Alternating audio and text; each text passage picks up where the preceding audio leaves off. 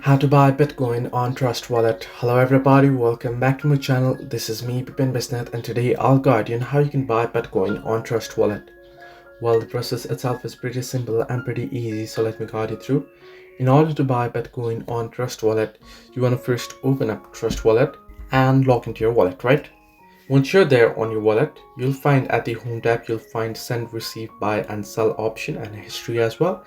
Since you want to buy Bitcoin, you want to simply tap on buy tab there, buy option, and then select the Bitcoin. You can either scroll down and looking for Bitcoin, as you can see it's on the top, or if you don't find it here, you can use the search bar as well.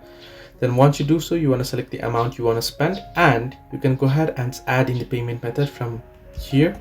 You can see pay with credit card or Buxa or such, and then you can go ahead and once you add in your payment method, you can tap on buy and then go ahead and follow the prompts and you're good to go. So this is how you can buy Bitcoin on Trust Wallet. Hope this helped you. Do like and subscribe, and do not forget to leave a comment down below if you have any further issues.